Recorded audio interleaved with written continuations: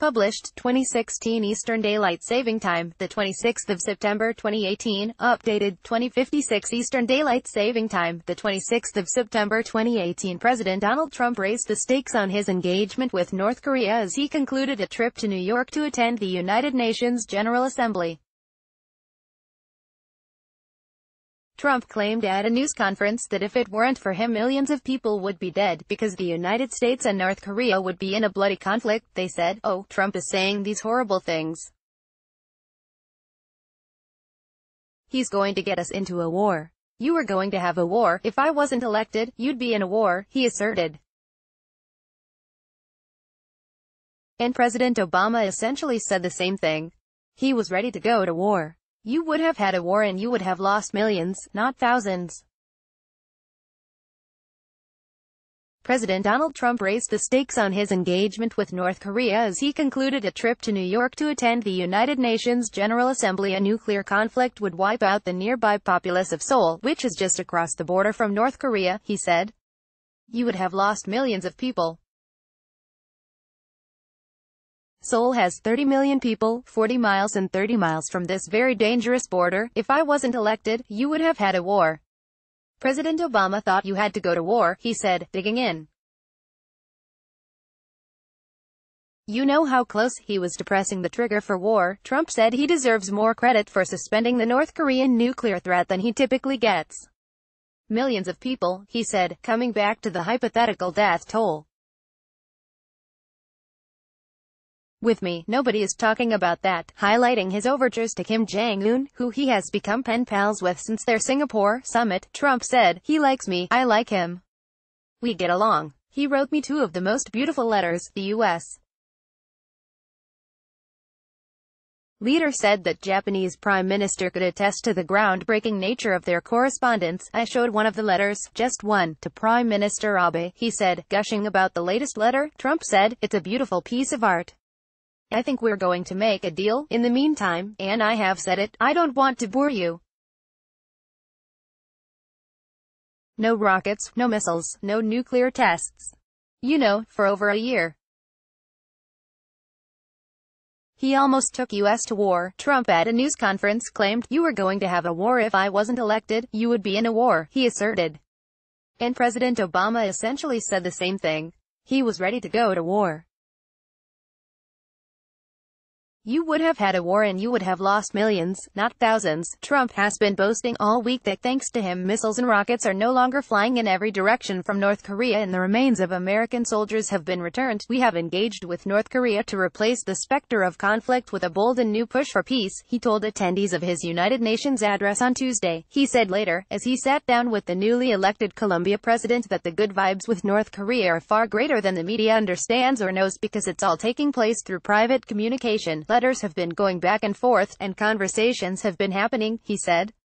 Trump pointed out that if you look at just last year, at this exact time, my words were slightly different having to do with the events taking place in North Korea in his remarks before the United Nations. But there's been a tremendous difference if you look at from one year to the next, he said, a tremendous difference.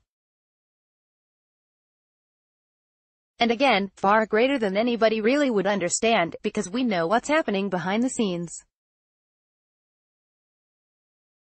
President Trump said missiles are no longer flying from North Korea, but economic sanctions will remain in place until denuclearization occurs. He acknowledged that much work remains to be done as his administration follows through on a pledge to set up another meeting with Kim. But he said nothing had been lost in the course of his conversations because the United States still has sanctions on Pyongyang. The sanctions will stay in place until denuclearization occurs, he said in his United Nations address. Secretary of State Mike Pompeo has been in negotiations with Pyongyang and plans to make another trip there next month. He accepted a new invitation to visit this week at a meeting with North Korean Foreign Minister Ri Yong-ho.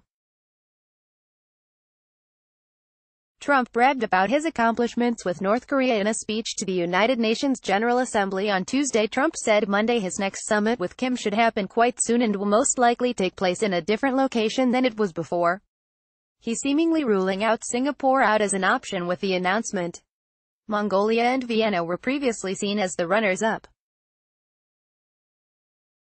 Trump said his second summit with Kim will be similar to the format they had before, at a location to be determined that will be announced within a fairly short period of time. "We are in no rush. There's no hurry. We got back 3 months ago or so," he said of their summit in June. "We've made more progress than anybody's made and ever, frankly, with regard to North Korea." Donald Trump says his next summit with Kim Jong-un will be most likely in a different location than it was before, ruling out Singapore out as an option. North Korean leader Kim Jong-un and South Korean President Moon Jae-in walk at the Samjian airport earlier this month. The U.S. president declared that, "In some ways he has an extraordinary relationship with Kim. I really believe North Korea has tremendous economic potential, and I believe that Chairman Kim and the people of North Korea want to see that potential arrived at, and will help them to that end," he said as he met with the South Korean president. "The relationship is very good. In fact, in some ways it's extraordinary. We'll see what happens.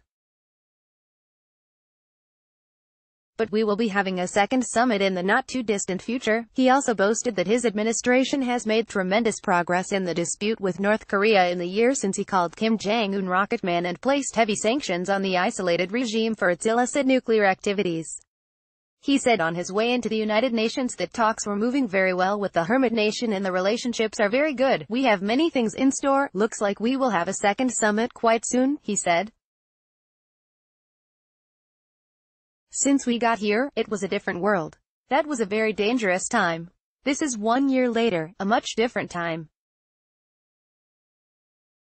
Trump also boasted Monday that his administration has made tremendous progress in the dispute with North Korea in the year since he called Kim Jong-un Rocket Man and placed heavy sanctions on the isolated regime for its illicit nuclear activities. Man of the hour. President Trump is seen here departing a counter-narcotics event at the United Nations General Assembly on Monday. Trump talked briefly about the critical steps to combat the global drug problem that the U.S.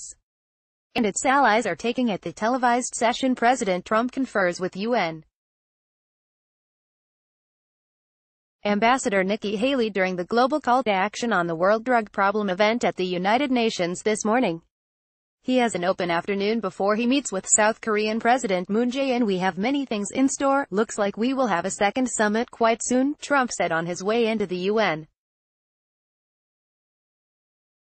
"As you know, Kim Jong-un wrote a letter, beautiful letter, and asking for a second meeting, and we will be doing that," Pompeo said later, at a White House briefing, that he expects to make his next visit to Pyongyang before the end of the year and a meeting with Trump is likely to follow. "Lord willing, I'll be traveling before the end of the year," he told reporters. The president briefly spoke to press about North Korea on his way into the United Nations on Monday for his first meeting of the day, a U.S.-led forum on counter-narcotics efforts around the globe. Pompeo said later, at a White House briefing, that he expects to make his next visit to Pyongyang before the end of the year and a meeting with Trump is likely to follow. "Lord willing, I'll be traveling before the end of the year," he told reporters.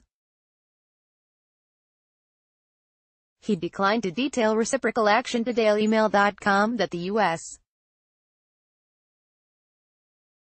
would be willing to take to secure a nuclear deal during the briefing, while asserting that sanctions will stay on Pyongyang until it completely and verifiably ends its nuclear program. "We're not going to talk about the state of the negotiation. It would be inappropriate for us to do that, or our North Korean counterparts to talk about particular deal points, things we're working on," he stated, "but the fundamental principles remain the same.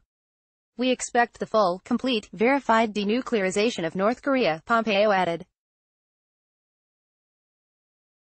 "And until such time as that occurs, the economic sanctions, the sanctions that have been put in place by the United Nations Security Council, will remain in place." Trump said that U.S. Secretary of State Mike Pompeo, pictured center-right, will work out a time for him to meet with Kim Jong-un again soon. Trump is meeting later on Monday with South Korean President Moon Jae-in to get a readout of his meeting last week with Kim. Talk to the hand. President Trump refused to answer questions about Supreme Court nominee Brett Kavanaugh on the way into the United Nations. He commented on the sexual assault allegations against on the way out a year ago at the General Assembly gathering. Trump derogatorily referred to Kim as Rocket Man in comments that critics of the new president's in-your-face style worried would start a nuclear war. He introduced tough new sanctions on North Korea at the conference, as well, and vowed to keep maximum pressure on Kim's government until it stopped building nukes. In a major turnaround, Kim and Trump signed an informal pact for North Korea to completely and verifiably end its nuclear program in Singapore. Prior to my coming into office, a lot of people thought it was inevitable, we were going to war in North Korea. And now the relationships, I have to tell you, at least on a personal basis, they're very good. It's very much calmed down, Trump asserted last week at the White House. So far, the tete-a-tete has not produced significant results on the nuclear front, although North Korea has not conducted missile or nuclear tests since and followed through on a pledge to return the remains of American soldiers. Talks reached a total standstill in late August as North Korea failed to make good on its promises to Trump at the nuclear summit. They were considered back on track by the administration this month after North Korea opted not to use its Founders' Day parade to show off its arsenal as it had done in years past. The fact that the two leaders in Korea both shook hands and said they want to denuclearize and they want peace, that's no small thing. I think the fact that their parade, they didn't show off nuclear weapons for the first time is a major accomplishment. U.S. Ambassador to the UN Nikki Haley told CNN on Sunday, Trump otherwise received a letter from Kim that he says revealed the tremendous progress the nations have made in the past year. His senior aides like Haley and Pompeo are optimistic yet cautious of the overtures from Kim. Look, we are far from reaching the end of this, Haley said Sunday. We have to both make sure that North Korea knows what we mean by denuclearization. We have got to make sure we enforce sanctions, because that's what brought them to the table in the first place. Her comments echoed State Department spokeswoman Heather Nauert's proclamation on Thursday that in order to get to the denuclearization of North Korea, sanctions must be enforced. We cannot let our foot off the gas. In New York, Trump met with South Korean President Moon Jae-in, who is fresh off his own summit with Kim. The leaders of the two Koreas clasped hands victoriously, shared hugs and announced a joint bid for the 2032 Olympics at the conclusion of a meeting last week in Pyongyang. Kim credited Trump for generating regional stability at the finale of his three-day summit with Moon, their third set of talks since South Korea hosted the Winter Olympics in February. The country's athletes entered the arena under one flag at the opening ceremony. Moon and Kim agreed at the summit to new steps that the North would take to denuclearize, specifically the closure of the Tongchang-ri facility, which the U.S. says would be independently supervised. Kim said he would be willing to close a second site, at Yongbyon, if Trump takes reciprocal steps that were left unspecified but are assumed to be referring to sanctions. Moon reported after the summit that Kim is eager to meet with Trump again.